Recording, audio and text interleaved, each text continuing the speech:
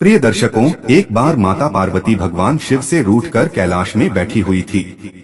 जब भगवान शिव जी उन्हें मनाने का प्रयास करते हैं, तब माता पार्वती कहती है, हे स्वामी, मैं जानना चाहती हूँ कि पुरुषों को स्त्री के मन की बात क्यों समझ में नहीं आती है। हर पुरुष अपनी पत्नी की प्रिय वस्तुओं को तथा चीजों को क्यों बार बार भूल जाते हैं, जबकि एक स्त्री अपने प्रेमी या पति की हर छोटी छोटी बातों को ध्यान में रखकर उनकी सेवा करती है। हे प्रभु, आप ही आदि और अनंत है, आप ही इस जगत के परम परमेश्वर है, आपसे कोई भी बात छुपी नहीं है। कृपा करें और मेरे इन प्रश्नों के उत्तर देकर मेरे मन की शंकाओं को दूर करें। मित्रों, तब भगवान शिव कहते हैं, हे गौरी, आप सत्य कहती है कि हर पुरुष पत्नी के मन की बातों को तथा उनकी प्रिय वस्तुओं को भूल जाते हैं, किंतु इसके पीछे एक मुनि के श्राप की कहानी है, जिसे आज मैं आपको सुनाता हूँ। देवी पार्वती, जो भी पति पत्नी इस कहानी को सुनते हैं, वे हमेशा एक दूसरे के प्रति प्रेम में वृद्धि करते हैं। मित्रों, आपने अक्सर देखा होगा कि कुछ जोड़ियां पति पत्नी कम, दोस्ती ज्यादा निभाते हैं, वहीं किसी के जीवन में हमेशा क्लेश रहता है। इसके पीछे के कारण उनका मानसिक और शारीरिक जुड़ाव होता है। तो चलिए आज की कहानी को शुरू करते हैं, ताकि हमें पता चले कि स्त्री पुरुष के बीच में प्रेम संबंध कैसे बढ़ जाते हैं। मित्रों, भगवान शिव कहते हैं, देवी पार्वती, पूर्वकाल की बात है, जब त्रेतायुग आरंभ हुआ था। महाभारत के कुरु वंश के राजा दुष्यंत राज करते हैं। वहीं दूसरी तरफ राजा दशरथ के पुत्र श्री राम का भी जन्म हुआ था। यह दोनों घटनाएं एक ही समय की है, जिसका वर्णन रामायण और महाभारत में मिलता है। मित्रों, भगवान शिव कहते हैं, हे देवी पार्वती, एक दिन की बात है, जब हस्तिनापुर नरेश राजा दुष्यंत शिकार के लिए वन में गए थे। उस समय महाराज एक हिरण का पीछा कर रहे थे। भागते दौड़ते हुए प्यास लगने के कारण राजा दुष्यंत महर्षि कर्ण के आश्रम में पहुंच गए। वहां हस्तिनापुर नरेश को छाया में शांत होते देख एक ऋषि ने गुस्से में आकर कहा, राजा, इस वन में किसी भी प्राणी का शिकार करना वर्जित है। यह महाशय का आदेश है। तब भविष्य की बात सुन राजा दुष्यंत ने शिकार न करने का निर्णय लेते हुए उन्हें वचन दिया और वहां से वापस अपने रथ की ओर जाने लगे। तभी निराश होकर राजा दुष्यंत को वापस जाता देख उस ऋषि ने उन्हें आश्रम के अंदर आने के लिए कहा। उन ऋषि का आदर करते हुए महाराज दुष्यंत उनकी बात को नहीं टाल सके और आश्रम के अंदर चले आए। फिर जब उन्हें पता चला कि वह आश्रम महर्षि कर्ण का है। मित्रों, भगवान शिव कहते हैं, हे देवी पार्वती, राजन को इस बात की पुष्टि हुई कि यह आश्रम उनके पूजनीय गुरु कर्ण का है। तब उन्होंने भीतर प्रवेश करते हुए मुनीश्वर को आवाज लगाई। तभी उनके समक्ष एक अति सुंदर और मन को मोहने वाली युवा स्त्री आ गई, जिसका नाम शकुंतला था, जिसे देख महाराज दुष्यंत उस युवती पर अत्यंत मोहित हो गए। प्रत्येक अतिथि की तरह महाराज दुष्यंत का भी आदर करते हुए उस युवती ने उनका यथोचित से स्वागत किया और महर्षि कर्ण की अनुपस्थिति के बारे में बताते हुए कहा, हे राजन, महर्षि तो तीर्थ यात्रा पर गए हैं, किंतु आपका यहाँ स्वागत है। मित्रों, भगवान शिव कहते हैं, हे देवी पार्वती, शकुंतला ने महाराज दुष्यंत की पूरी निष्ठा और सेवा भाव से सत्कार किया। शकुंतला की सेवा भाव से प्रसन्न होकर महाराज दुष्यंत ने उनसे पूछ लिया कि देवी, आप कौन हैं? तब वह कन्या बोली, महाराज, मेरा नाम शकुंतला है और मैं महर्षि कर्ण की पुत्री हूँ। शकुंतला की बात सुन महाराज दुष्यंत आश्चर्यचकित होकर एकदम से बोल पड़े, परंतु देवी, महर्षि तो आजीवन ब्रह्मचारी है, फिर आप उनकी पुत्री कैसे हुई? महाराज दुष्यंत की दुविधा को देख शकुंतला ने उन्हें अपने अभागी जीवन गाथा को और स्वयं के माता पिता की सत्यता से अवगत कराते हुए कहा, राजन, वास्तव में राजर्षि विश्वामित्र और स्वर्ग की अप्सरा मेनका की पुत्री हूँ। मेरी जन्म की बड़ी विचित्र कहानी है। जब ऋषि विश्वामित्र घोर तपस्या कर रहे थे, तब देवराज इंद्र ने उनकी तपस्या को भंग करने हेतु अप्सरा मेनका को धरती लोक पर भेज दिया था। तभी ऋषि ने उनके साथ प्रेम संबंध स्थापित किए थे, जिस कारण से मेरा जन्म हुआ था। किंतु ना ही मेरे पिता ने मुझे पाला और ना ही मेरे माता मेनका ने। मेरी माता को भय था कि मुनि विश्वामित्र उन्हें श्राप देकर भस्म न कर दें, इसीलिए उन्होंने मेरा परित्याग किया और मुझे वन में अकेला छोड़कर वे स्वर्ग में चली गई। तभी उसी वन में शकुंत पक्षियों ने मेरा रक्षण किया। फिर एक दिन की बात है, तभी ऋषि कर्ण उसी मार्ग से गुजर रहे थे, तो उन्होंने मुझे गोद ले लिया। और राजन, धर्म के अनुसार जन्म देने वाला, पालन पोषण करने वाला तथा अन्न देकर रक्षण करने वाला पिता के समान पूजनीय होता है। इसी कारण से मैं ऋषि की पुत्री बन गई। वहीं जब दूसरी ओर शकुन पक्षियों के द्वारा मेरा रक्षण करने के कारण मेरा नाम शकुंतला पड़ गया। महर्षि कंभ ने मुझे कभी भी यह एहसास होने नहीं दिया कि मैं उनकी असली पुत्री नहीं हूँ और मैं भी उन्हें पिता ही मानती हूँ। मित्रों, भगवान शिव कहते हैं, देवी पार्वती। शकुंतला के वचनों को सुनकर महाराज दुष्यंत उनकी ओर आकर्षित हो गए। साथ ही वे उनकी सुंदरता पर तो पहले से ही मोहित थे और फिर उन्हें विवाह का प्रस्ताव देते हुए कहा, हे शकुंतला, आप एक क्षत्रिय कन्या हो। हे सुंदरी, तुम्हारे सौंदर्य को देखकर मैं अपना हृदय तुम्हें दे चुका हूँ। यदि तुम्हें किसी भी प्रकार की आपत्ति न हो तो मैं तुमसे विवाह करना चाहता हूँ। मित्रों, ऐसे प्रस्ताव को सुन पहले तो शकुंतला अचंभित हुई, परंतु मन ही मन में वह भी महाराज दुष्यंत को देखकर तथा उनके शौर्य की प्रशंसा सुनकर उन्हें पसंद करने लगी थी। सर्वप्रथम शकुंतला ने महाराज दुष्यंत को ऋषि कंभ की अनुपस्थिति का कारण बताते हुए इनकार किया था, किंतु राजा दुष्यंत ने उन्हें यह कहकर मना लिया कि आप क्षत्रिय कन्या है और धर्म के अनुसार किसी भी क्षत्रिय कन्याओं को अपना वर चुनने का अधिकार स्वयं को भी है। और वैसे भी जब ऋषि कंभ को पता चलेगा कि आपने मुझसे विवाह किया है तो वह क्रोधित नहीं होंगे। दुष्यंत के समझाने के पश्चात शकुंतला विवाह के लिए मान गई और उन्होंने गंधर्व विवाह कर लिया। मित्रों, भगवान शिव कहते हैं, हे देवी पार्वती। कुछ समय महाराज दुष्यंत ने शकुंतला के साथ विहार करते हुए वन में ही समय व्यतीत किया। फिर एक दिन वे शकुंतला से बोले, हे प्रियता, मेरे कंधों पर हस्तिनापुर राज्य की जिम्मेदारी है और अब मुझे अपना कर्तव्य पूरा करने हेतु हस्तिनापुर जाना ही होगा। यह कहकर महाराज ने शकुंतला को अपने प्रेम के प्रतीक रूप में अपनी दिव्य स्वर्ण मुद्रिका दी और हस्तिनापुर वापस चले गए और उन्हें आश्वासन दिया कि जैसे ही ऋषि कंभ अपनी यात्रा से वापस आएंगे तब वे उन्हें शीघ्र ही अपने साथ विदा कर हस्तिनापुर ले जाएंगे।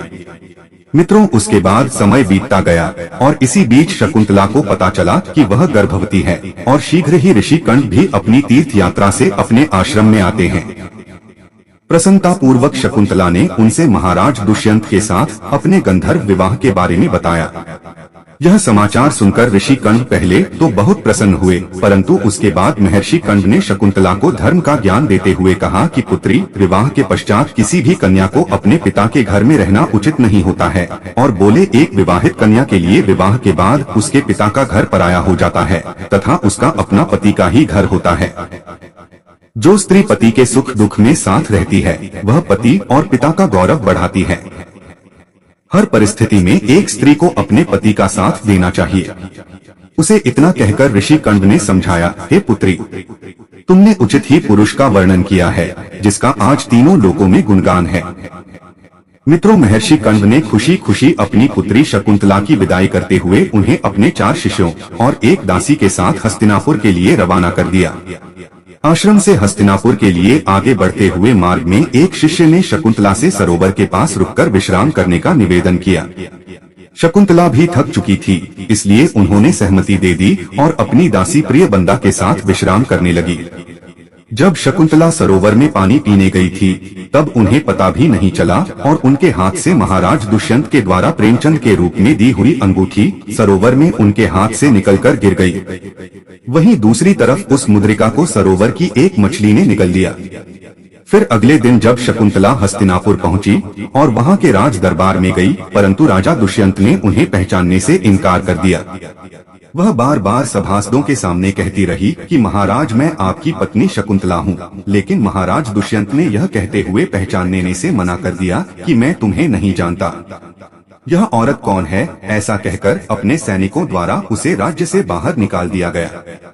मित्रों, भगवान शिव कहते हैं, देवी पार्वती, मैं आपको विस्तार से बता दूं कि शकुंतला से विवाह के पश्चात जब महाराज दुष्यंत वापस हस्तिनापुर लौट रहे थे तो वे महर्षि दुर्वासा के आश्रम के पास से गुजर रहे थे। उस समय राजन अपनी प्रिय पत्नी और राज्य के विचारों में पूरी तरह से डूब चुके थे। उन्हें महर्षि दुर्वासा ने आवाज लगाई, फिर भी वे उन्हें नजरअंदाज करते हुए आगे बढ़ गए। इस तरह अनजाने में किए हुए अपराध से ऋषि ने क्रोधित होकर राजा दुष्यंत को श्राप दे दिया और कहा, हे राजन, इस समय तुम अपने विचारों में खोए हुए एक मुनि की आज्ञा का पालन न करते हुए आगे बढ़े हो। तुम अपनी सबसे प्रिय वस्तु को भूल जाओ, यह मेरा श्राप है। मित्रों, भगवान शिव कहते हैं, हे देवी पार्वती, महर्षि दुर्वासा के श्राप रूपी कठोर वचनों को सुन महाराज दुष्यंत अत्यंत घबरा गए और ऋषि दुर्वासा के चरणों में नतमस्तक हुए। और फिर राजा दुष्यंत के बार बार विनती करने पर ऋषि दुर्वासा ने कहा कि राजन, मैं श्राप तो वापस नहीं ले सकता, लेकिन जब तुम कोई सूचक चिन्ह देखोगे तो उसे तुम पहचान जाओगे, अर्थात तुम्हारी यादें और शक्ति वापस आएगी। मित्रों, भगवान शिव कहते हैं, हे देवी पार्वती, उधर हस्तिनापुर में महाराजा दुष्यंत शकुंतला के साथ हुए अन्याय को भूल अपना राजपाट संभालने में व्यस्त थे। परंतु एक दिन जिस मछली ने पानी पीते समय शकुंतला की अंगूठी को निगला था, वह एक मछुआरे के जाल में फंस गई और जब मछुआरे ने उसे काटा तो उसे चमचमाती सोने की अंगूठी मिली। उस अंगूठी को देख मछुआरा बहुत खुश हुआ और वह उस दिव्य अंगूठी को बेचने के लिए राज्य के एक सोनार के पास पहुँच गया। मित्रों, होनी को कुछ और ही मंजूर था। जब सोनार ने जैसे ही इस मुद्रिका को देखा तो उसका ध्यान अंगूठी पर लिखे महाराज दुष्यंत के नाम पर पड़ा।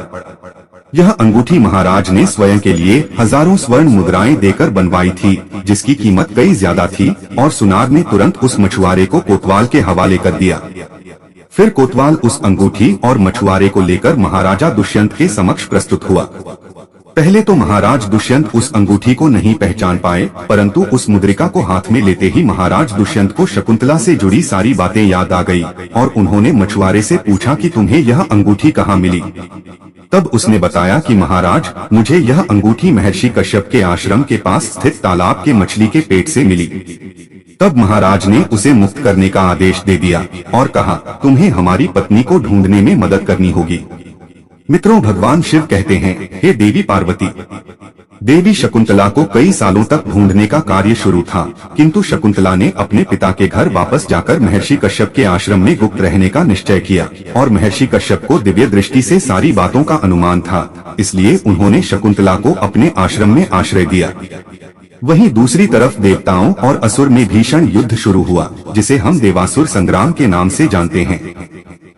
जब देवराज इंद्र ने महाराज दुष्यंत को देवताओं की ओर लड़ने का आमंत्रण दिया, तब वे तुरंत अपने सारे दिव्य अस्त्र शस्त्र लेकर युद्ध में भाग लेने के लिए चल दिए। इंद्र सहित देवताओं ने भी महर्षि दधीचि के पास जाकर उनके हड्डियों से वज्र और अन्य कई सारे अस्त्र प्राप्त किए। महाराज दुष्यंत, इंद्र और जामवंत जी ने भीषण युद्ध कर सभी असुरों का वध किया और फिर से स्वर्ग में धर्म की स्थापना की और फिर देवताओं के द्वारा सम्मान देकर राजन दुष्यंत को एक विमान भेंट करके पृथ्वी लोक पर वापस अपने राज्य को जाने की आज्ञा दे दी। मित्रों, भगवान शिव कहते हैं, हे देवी पार्वती, जब राजन अपने विमान में बैठकर वापस हस्तिनापुर लौट रहे थे, उसी समय महर्षि कश्यप के आश्रम के पास एक छोटा बालक 4 शहरों के बीच अकेला खेल रहा था, जिसे देख राजा अत्यंत आश्चर्यचकित हो गए।